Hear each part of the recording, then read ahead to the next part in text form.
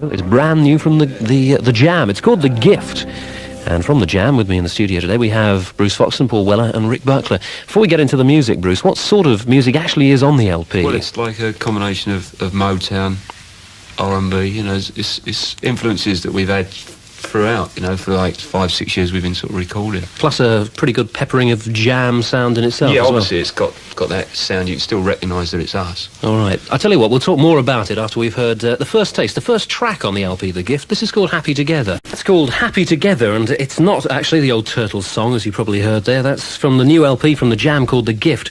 Rick, turning to you on drums there, it sounds like that's perhaps one of the more traditional Jam sounds on the LP, in a sense. Yeah, I think it probably is, yeah. There's a lot of diverse things, well, more diverse for us, I think. We've experimented a lot more along different, various different lines. Was that the idea when you first wanted to do it? Well, no, we never really have any, preset ideas about how it's all going to finish up and, you know, the final thing. But I think generally, overall, it's more of a dance album, more dance sort of songs on there, you know. Yes, one thing that struck me, Paul, is that there's a lot more melody on this LP, as we'll hear, as it goes through, than there has been on some of your other stuff. I don't know if that's sort of totally true, but I think it sounds more melodic because my voice is a lot better. Do you know what I mean? Yeah. I think because I've always written melodies, just that my voice is never able to carry them off all the time. It's been that sort of limited range that you've had to fight. I mean, now I can find that I can actually sing things that I'm writing. Do you understand what I mean? I can get a bit more of a range in that. What's changed it then? Is it confidence or? Well, I think it's a mixture of things. It's got stronger anyway. I don't know why. Maybe because we had a bit of a layoff from playing, gigging and that. I don't know if that's true or not. But also, I'm also learning to actually use it now. It's the first time I've really sort of experimented at actually using my voice to put different things across. You know, like a lyric can sound like totally different. It all depends how what you put into it. That's right. There's certainly a lot more sort of pathos, enthusiasm, excitement and everything in the way you express yourself on this LP, as we'll find out as it goes along. That track, Happy Together, maybe is more traditional Jam as we know it, but the next track we're going to hear, Ghosts, Bruce, is really quite a departure, isn't it? It is a change, like we've got the brass that we've brought in on this particular one. Second track on the album, this is Ghosts. Unusually soft in sound, I don't know, maybe not. That's The Jam and Ghosts. What an amazing arrangement. Who actually got that arrangement together, Paul? Well, I don't really like, to sort of... It was one of Paul's. It was mine. Oh, he's blushing gently in the corner. Really? Yeah. You don't bring in arrangers and things like that? That's another thing I think comes with experience, and the more records you make, you learn how to arrange them. But, like you saying that soft, but I think it's because it is so simple. I think there's a kind of there's still a bit of a harshness in that, like the playing of that. I see the producer who's credited on the back of the LP, Peter Wilson, a name I'm not all that familiar with, I must admit. Where did you find him? Down in Wales at the Magic Mushroom Festival. Yeah, underneath a hedge. Well, he was out of it at the time, one assumes. Yeah, man. What's Peter done? He used to be like Polydor's house producer, and he'd done all the Sham records, and he's done mostly sort of Oi records, really. He's done the Rejects and the Upstarts and a few other. He's done the Passions, I think he sort of welcomed, something different, for his own satisfaction as well. If he still feels the same way. I don't know. Maybe. Yeah, he's been wearing out worry beads for left, right, and centre. Yeah, I think he knew what to expect, the same as we weren't too sure. It says on the back, produced by him and the Jam. I mean, does that mean you fought a lot, or that it was a good cooperative? Not really, we just helped pull his hair out. This must be an in-joke. Is he losing a bit on top? No, well, he wasn't. He just worries a lot. Yeah. Do you intend to work with him again, or was that just like a one-off thing? Well, if he's okay. see what he's like when he gets back from the convalescent home. All right, now Precious, the next track on the LP, I think a lot of people know it from the fact that it's one of the two A-sides on the single that's done quite well in the charts. Were you surprised yourselves, Paul, that it whopped in at number one? Yeah, I'm always surprised, if it does. You've done it before, of course, with Going Underground, wasn't it? Yeah. Like, I never really sort of expect any kind of chart position, so therefore you never get disappointed if nothing happens, and if it does happen, then you get, pleasantly surprised, Yeah, I mean, really, it was a wonderful follow-up to the New Musical Express poll, in which, Rick, you absolutely, the three of you, swept the board, didn't you, on every conceivable category? Yeah. I know a lot of people in the business were surprised at that, because, in a sense... Were you? I'm glad. Yeah. Yeah. Because I mean, we always just say, you know, the same old people in the polls, and all we're doing now is ending up in the same boat, sort of thing. You know? Do you take those polls seriously? I mean, at the moment, do you Yeah, I take mean, them it's obviously very good, you know, because it's coming from our fans because they've had to vote and what have you. Well, I mean, we'd taken it sort of like 81. We didn't really do a lot. A couple of singles. Yeah, that's the and that funny was thing, about isn't it? That 81 you have a So we quietish really year thought and then that, bang. you know, someone else was bound to, like, you know, sweep the ball or whatever. So I suppose in a way it's a bit disappointing. I don't know. Really? Well, there's not enough by the general public. They don't sort of recognise that there's someone else out there. That's the thing, though. There isn't anyone. You know, that's the. It is a funny time in the music business, isn't it? It's sort of wallowing around. Well, it's like all these bands are returning. Well, I say all of them. There's a lot of the bands are returning to like this sort of showbiz thing, you know. And all it's a return of all the theatrics and all that stuff. Everything that punk was sort of against, you know. But you're sticking with the... Get down and boogie. All right. Let's boogie with a song called Precious. That's Precious, the full version of the song, which I think is only really available on the LP, Paul, yes? In fact, there are 3 different versions, you were saying. The 7-inch? Yeah, there's the 7-inch and the 12-inch mixes. And then... there's this one, which is more or less the same as the 7-inch. But with a bit of the different ending. You expressed an admiration for Pig Bag, and I must admit, I think that the Pig Bag thing really comes out quite heavily in that. Yeah. Was that in your mind when you did it? A bit like something like Papa's Got a Brand New Pig Bag or something? It's not necessarily in my mind to say I'm going to rip that off. I don't think it is a rip-off, it's just the feel of the thing. Yeah, whatever I'm listening to at the time, it always influences what I write, you know. People sort of, you know, a lot of people have said that, you know, that I've sort of blatantly nicked stuff and that, but it's not really that. I'll do it with, you know, it's out of respect, and also just that I can't help being influenced by what I'm listening to, you know. What was the influence behind Just Who Is the 5 O'Clock Hero? Because I must admit it's a song that left me wondering who is the 5 O'Clock Hero. Well, it's the geezer who comes home from work every night, you know. There's all this... Really, the whole song comes from the title, which is what I started with. And it's like, you know, like everyone that thinks of heroes as being like the film stars and the pop stars. But it's the people who go out in the morning and come home at night who are the real heroes, because they're the people who supply the electricity for, you know, the pop stars to play with, you know what I mean? So that's basically what it's about. But it's also a touch of irony to it as well. Just Who Is the 5 O'Clock Hero? A song that immediately reminded me a bit of That's Entertainment when I heard it, but I do like the middle section of that song, Paul. And all the brass playing along there. Yeah, it's great. Actually, moving over to Bruce, who are the brass players in there? Well, it's 2 guys. There's a person called Keith Thomas on sax, and the other one's Steve Nicol, plays trumpet and keyboards. What have they done before? I think, well, Keith was with a band called Second Image, and that's really how we got in touch with him.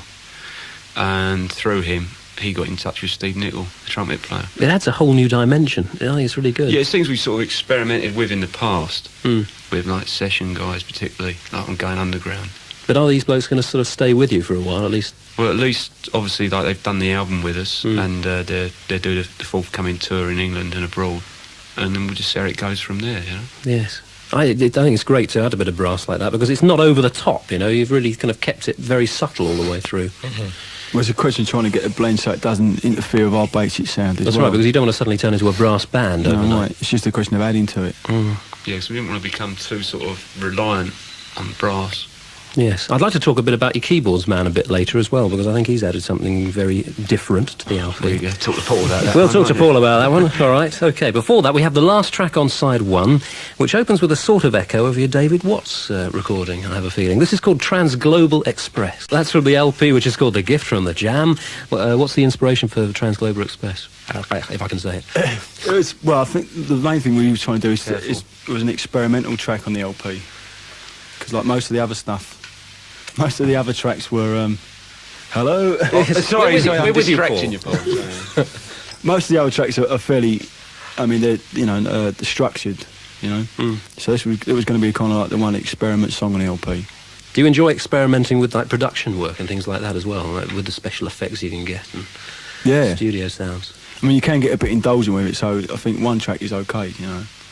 If you had too much of it, I think it'd be, you know, well over the top. The song has still got structure, though. It's not like you've gone totally freeform or anything like that. No, well, that's the thing with us. I mean, you know, that's as close to freeform as I think we'll probably ever get, because we're like that. We're disciplined. Sometimes it works to our advantage, other times it doesn't, you know. but it's nothing. It's in our basic character. So much we can do about it. Yeah.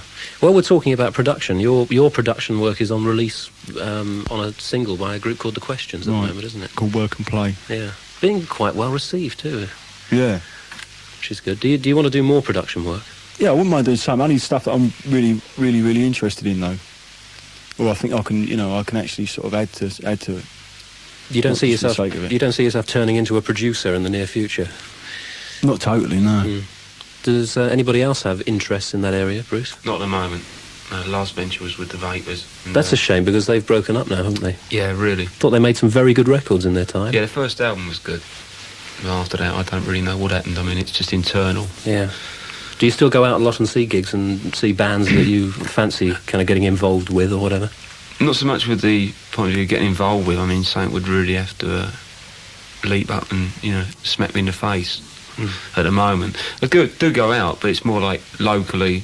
It's very difficult up in town because you find yourself, I mean, without being big-headed or whatever, you just find yourself, if you go to a certain gig you're going to like, there's quite a good chance there's going to be people there that like the Jam, and then you're going to finish up talking about what the Jam are doing as opposed And to you missed watching the gig. Yeah, right. So it's more down in Surrey that you managed to... Managed where to get people out know and you have a look better, around, yeah. Right. Yeah. What does Rick do when he's getting into leisure activities at the moment? Well, I don't go to a lot of gigs, probably for the same reason as Bruce, but also I don't think there's a great deal to see at the moment. I don't do a lot, actually. Look forward to getting back in the studio again, I Yeah, suppose. yeah.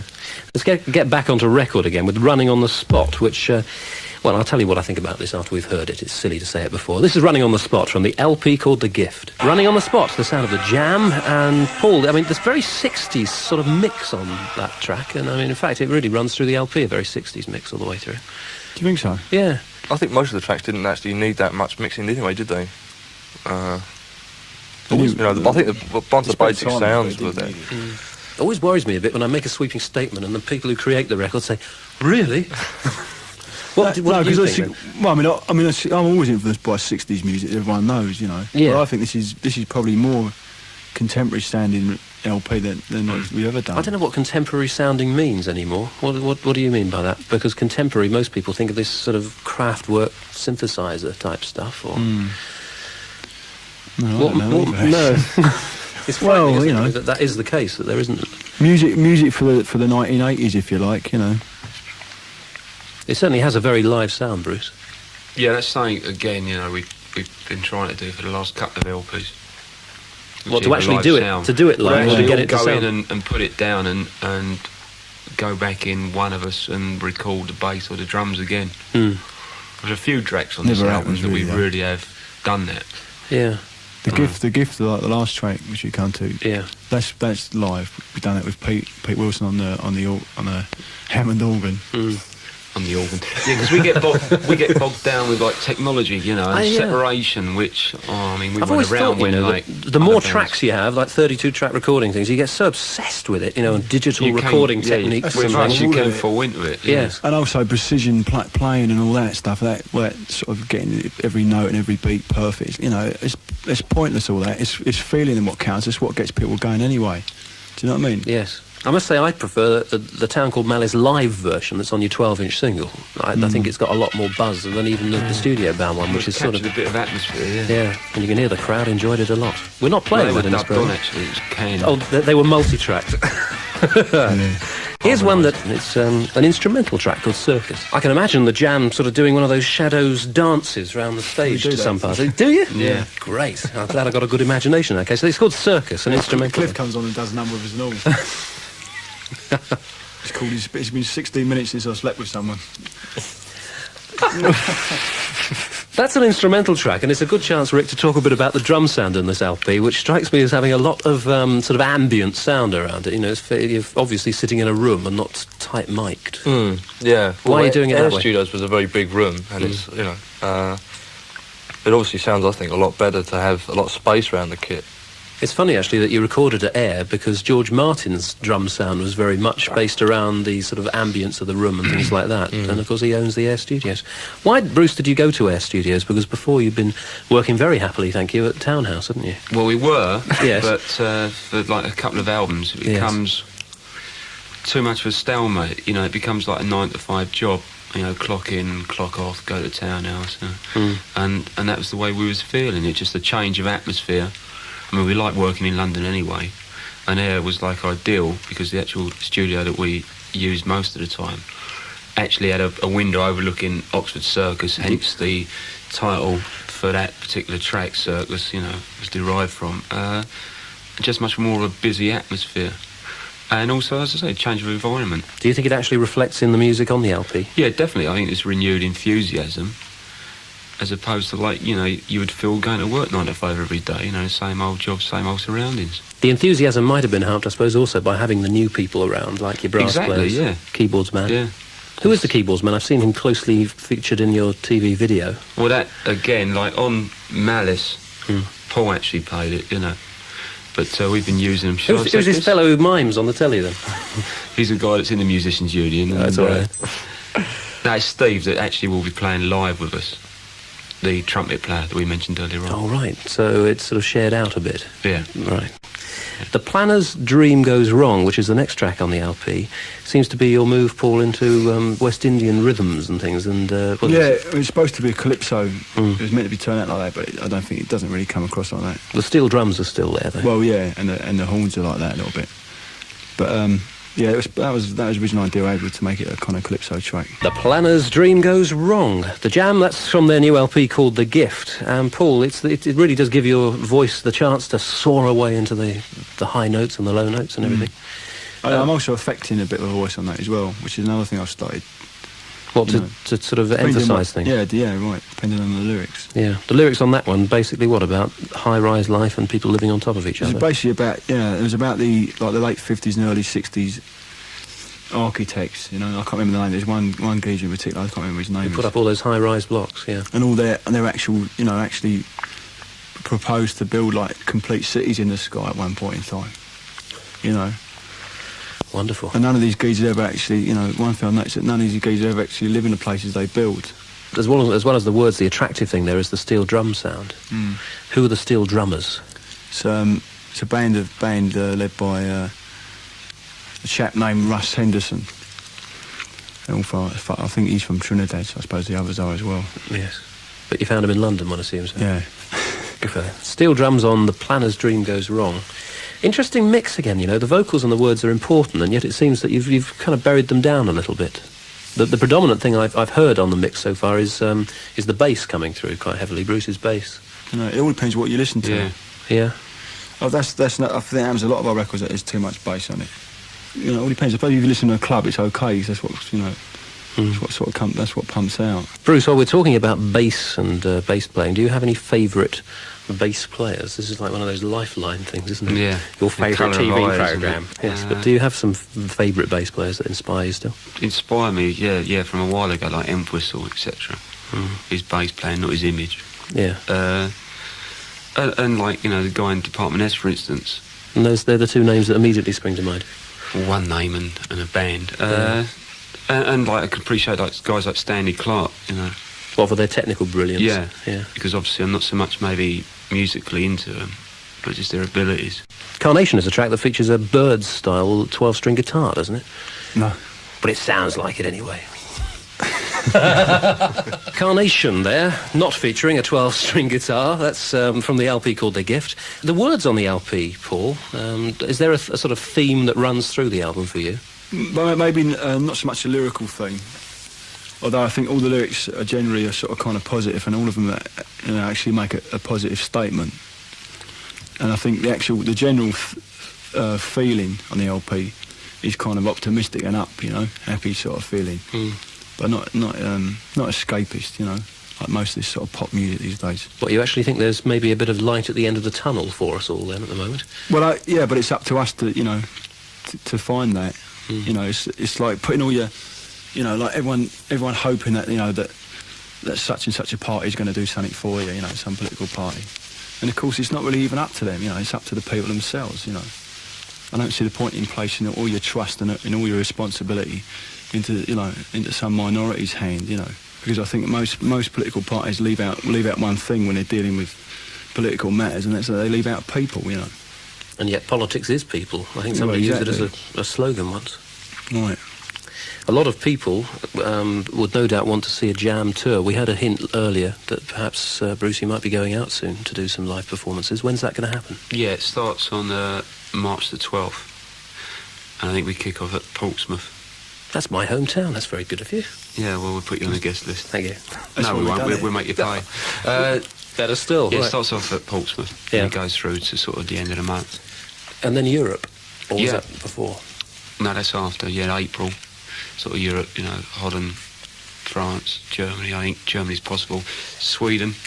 And then from there it's America, Canada, etc. I've got a feeling that this LP is going to be one that might, well, it's happened before, but I mean, this might be the one for America because it's got especially that second track, Ghost. I think that is potentially an American hit record. Everybody looks... Well, put it this way, if it is, I'll start worrying, you know what I mean? American success to me, you know, it's like, you know, I equate with compromise and watering down. So, I you know, unless it was a success in its own right and people recognising it in its own right, then fair enough. But for it to become like mainstream success, I don't see it happening anyway, you know. So I'm quite optimistic about that. We'll have a nice tour when you go over there anyway. We're going to skip the last but one track, Rick, which is a town called Malice. I think some people might have heard that before. Yeah. So let's go on to the last track of the LP, which is the title track. And it has got an excellent drum sound on it as well, which is The Gift. Can you tell me anything about the recording of this? Well, that one, Yeah. more so than any other track on the LP, was done live.